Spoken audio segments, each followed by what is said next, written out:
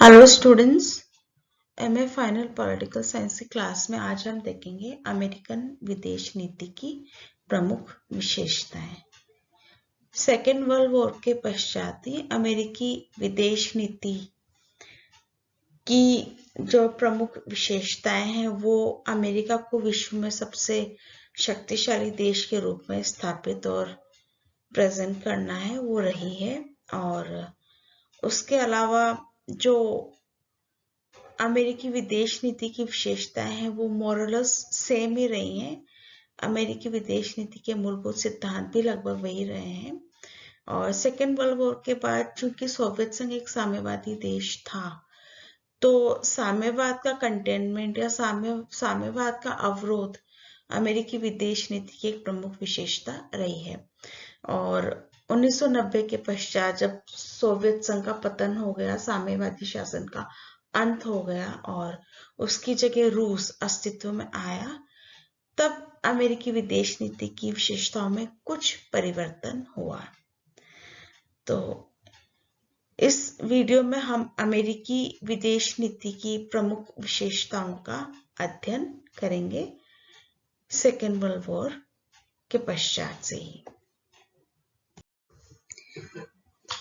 American foreign policy की सबसे important जो फीचर है वो है साम्यवाद का अवरोध। अमेरिका ने हमेशा साम्यवादी विचारधारा का विरोध किया है।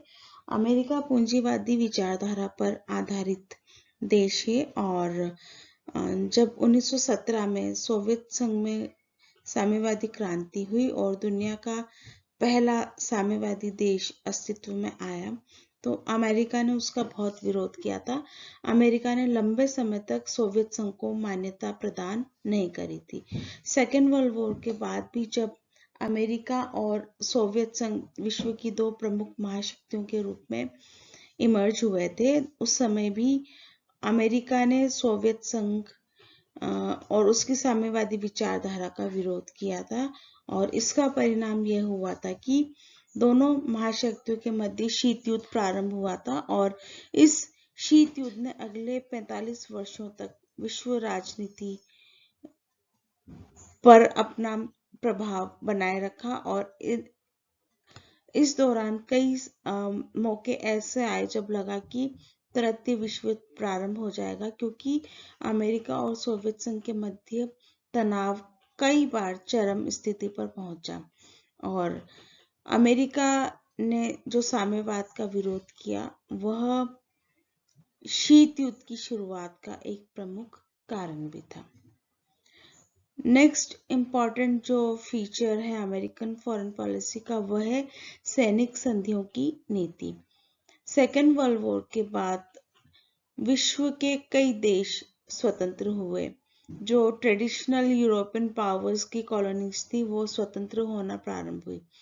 अब सेकेंड वर्ल्ड वॉर के बाद जब अमेरिका और सोवियत यूनियन विश्व की दो महाशक्तियां बनकर इमर्ज हुए थे, तब दोनों गुटों के मध्य ये होड़ हो गई कि वो ज्यादा से ज्यादा देशों को अपने प्रभाव क्षेत्र में शामिल करें।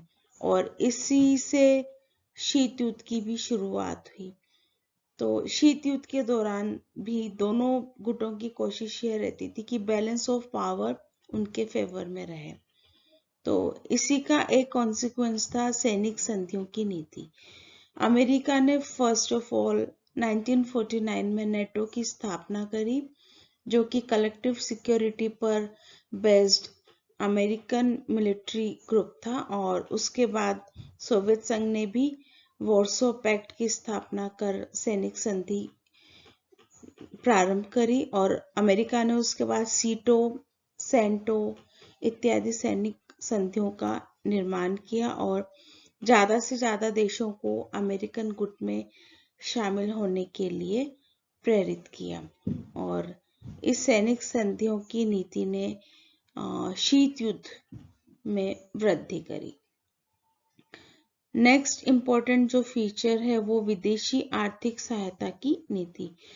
सेकेंड वर्ल्ड वॉर के बाद जब दुनिया के अधिकांश देश आजाद हो रहे थे, इन नव स्वतंत्र देशों को साम्यवादी गुट में जाने से रोकने के लिए अमेरिका ने इनको आर्थिक सहायता प्रदान करी। अमेरिकन प्रेसिडेंट ट्रूमैन ने अपना ट्रूमैन डॉक्ट्रिन या ट्रूमैन सिद्धांत की जो स्थापना करी थी, उसका उद्देश्य यही था कि विश्व के देशों को साम्यवादी गुट में जाने से रोकना। उसके बाद उनके विदेश सचिव फॉरेन सेक्रेटरी मार्शल ने भी मार्शल योजना शुरू करी थी, जिसमें यूरोप के देशों को साम्यवादी गुट में जाने से रोकने के लिए उनको आर्थिक सहायता देने की योजना थी।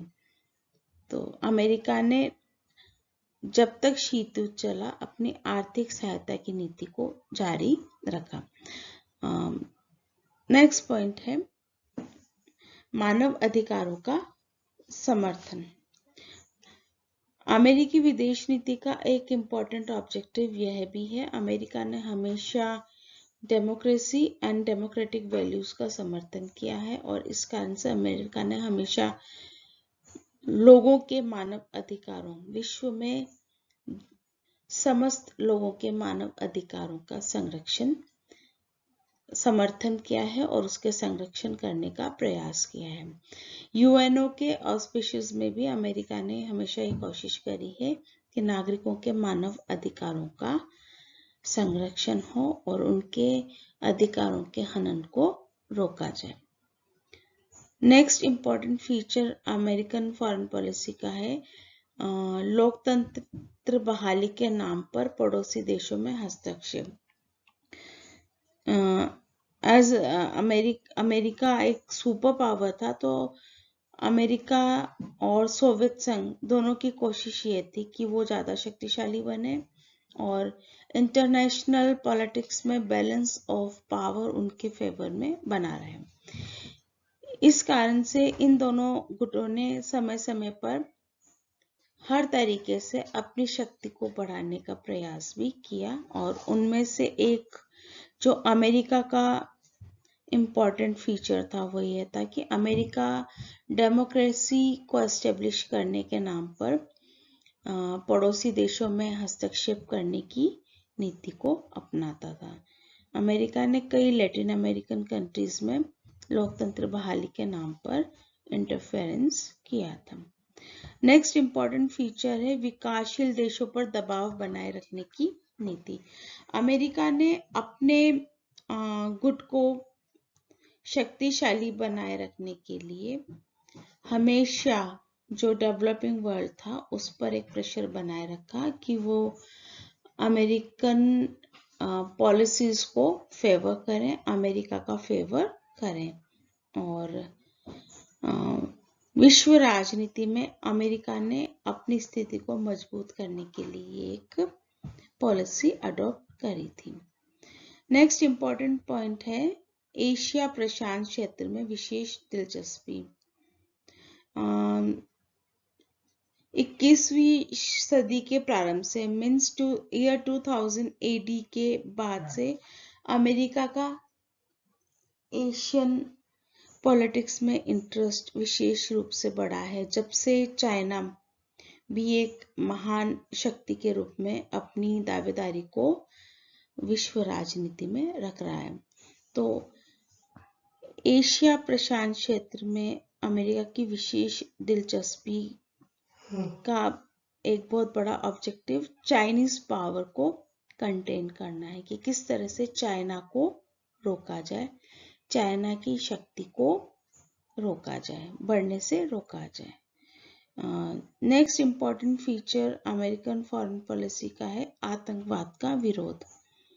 अमेरिका ने हमेशा आतंकवाद का विरोध किया है और 9/11 दैट वाज सितंबर 2001 जब अमेरिका में ट्विन टावर्स पे टेररिस्ट अटैक हुआ था अल-कायदा के द्वारा, तब से अमेरिका ने विश्व में आतंकवाद के खिलाफ एक लड़ाई छेड़ी है और अमेरिका किसी भी तरह के आतंकवाद का, किसी भी तरीके के, किसी भी रूप के आतंकवाद का विरोध करता है और आतंकवाद को पनाह देने वाले देशों का भी विरोध करता है और यह अमेरिका की विदेश नीति का प्रेजेंट कॉन्टेक्स्ट में भी एक इम्पॉर्टेंट फीचर है।